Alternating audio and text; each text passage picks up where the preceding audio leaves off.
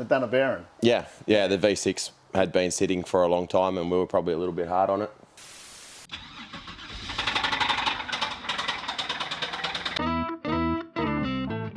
So the new show. Can't wait to show you some things around Wollongong in relation to summer nats this year.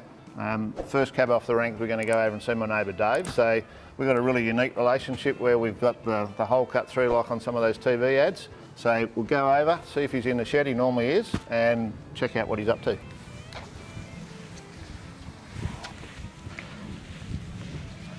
See he's got the lawns happening as well. Davey boy. Morning, what are you doing up this early? I'm just boxing up this broken engine. Here, come here. They won't be able to hear you. Hello. This is Dave. So Dave's, what have you been here, 6 years? 7 nearly. 7 years. So Dave moved in, we've been here 15, and we hit it off pretty well straight up. Boys were a bit younger then, played a bit harder, but as you've seen, got the hole on the fence and pretty good relationship. And Dave, up until recently, worked from home, so was always backwards and forwards during the day, and then boys having a few beers at night as well. So I thought I'd come over and show you some of his toys. Yeah, well, this one's a VR. We put an L98 in it, and it was a Gumtree engine that turned out to be broken. So I was just in the process of boxing it up in the boot. So just we've got some footage already on file that I got Dave to do for us. Turn lifter. So you'd call this the lockdown project, I guess, mate. Something like that. Something like that. So we've got all the tech stuff coming up to tell you about how he went through all that process. So Grandpa spec, Gumtree. Yep. No, car sales. Car sales. Car sales. Car sales. Drove a hard bargain as usual and got it at a reasonable price. So still got, I love the crochet still on the headrest. That's pretty cool. Yep. So it was a one owner car. It was a one owner car.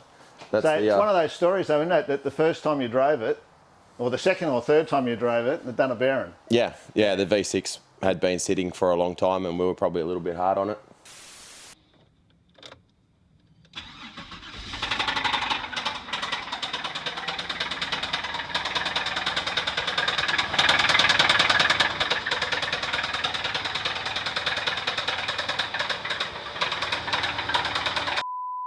Yeah, so that started the whole V8 thing a bit earlier than planned, but it was always planned to do it, but maybe not straight away. So then lockdown, opportunity, time. So had an engine, had a gearbox, had a car. We're going to now show you some footage that was done through lockdown. So all the technical stuff and the information that's really handy. Dave's put a lot of thought into it, and in relation to trying to get it engineered, which has been a bit of a head rain. Yeah, every engineer we've spoken to has got a different set of rules or no guiding of us.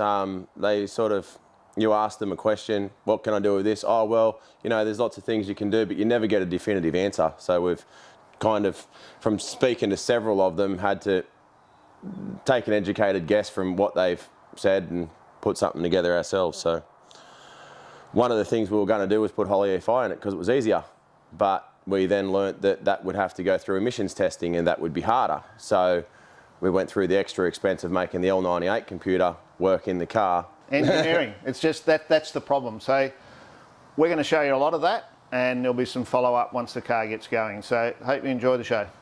This is a 93 VR Commodore. We bought it off its original owner. It was a V6 car and an executive. We chose this car because it's live axle, has no ABS brakes, has no airbags.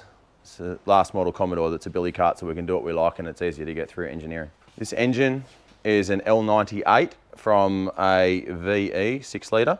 We've bought a compact air conditioning setup for it so that it fits in the rails because you can't use the factory one, they don't fit. Tough mounts that suit the V6 K-frame. Sump is from a VT 5.7, so we get the front hump to suit this car. Alternator was against the rail, so we have modded the alternator's factory bracket and got it in closer. We've got good clearance there now. It's pretty much ready to go in the hole. We got a custom radiator made and we actually used Hyundai i30 fans. I'll show you that in a minute.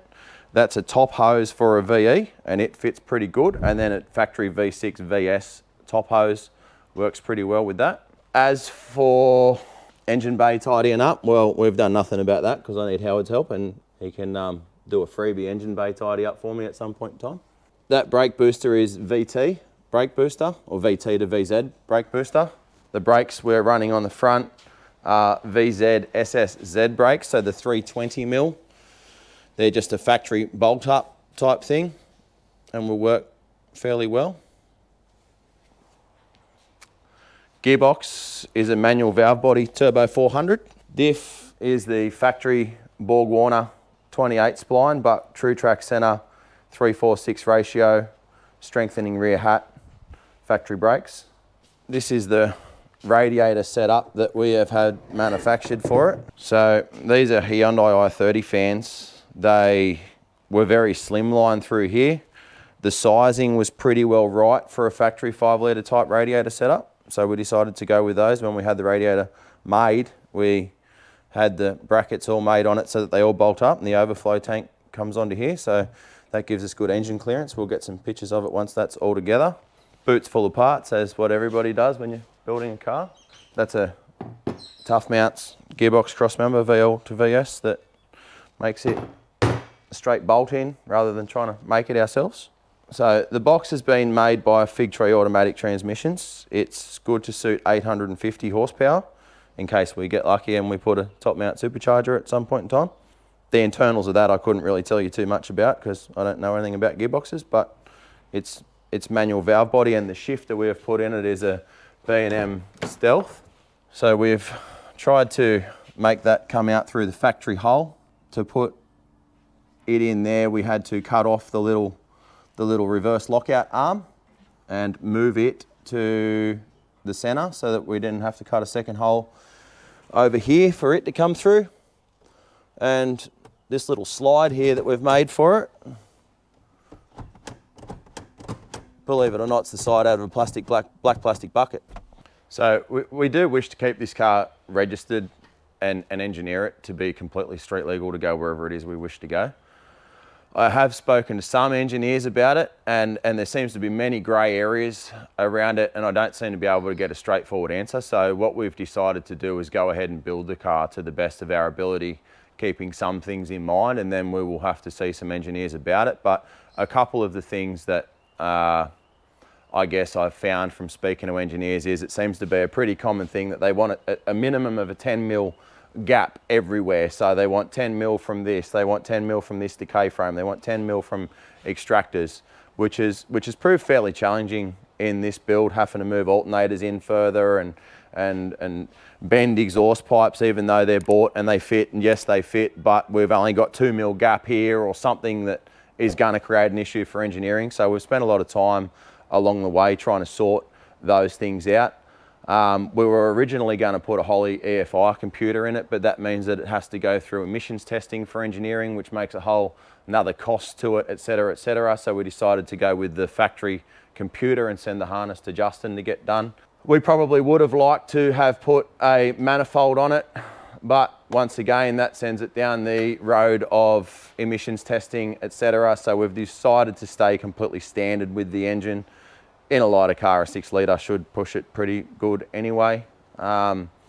Brakes, engineers have spoke about, they want bigger brakes. Some are like this VT brake because it's a lighter car, won't be enough. Others want brakes that came from the engine. Others want brakes that came from a 6-litre Commodore. So that's why we've chosen the VZ SSZ or Monaro style brakes, because they actually came factory in a VZ with a 6-litre engine. So that should pacify the engineering point with that. But also, they're not something that's not bolt straight on. They do bolt straight onto the car. So the only modification we need to do for that is they run an M14 bolt instead of an M12. So we're sending these off to have them drilled and retapped to an M14 instead of an M12. And that makes those brakes bolt on absolutely factory. Believe it or not, even the factory brake line does go straight on them and there's no modification needed there. So the less we can modify stuff, I think the easier it's going to be to pacify an engineer.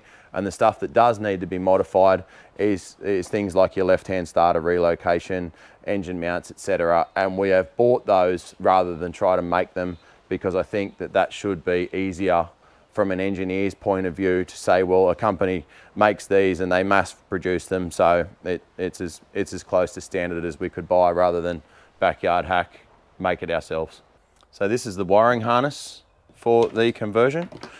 We sent the L98's factory harness along with all the plugs off the V6's factory harness to Justin at Ultimate Conversion Wiring Harnesses.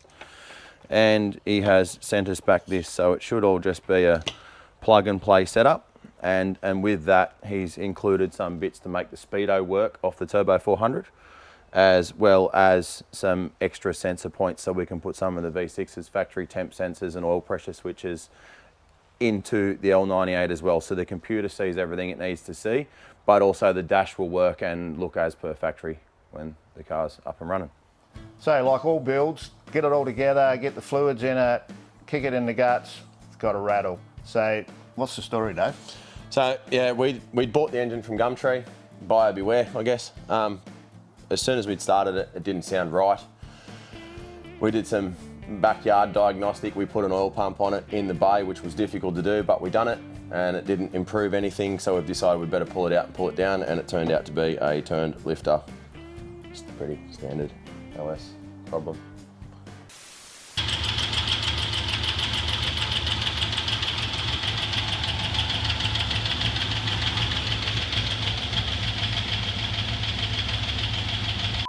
So she is now stripped in the boot and sitting in the naughty corner because we spoke to a few people about trying to get it sorted out sooner rather than later, and there's no machine shop to look at us before Christmas. So we will go back to this in January. So she's a new year finish, and we'll bring back the results when we get it all done.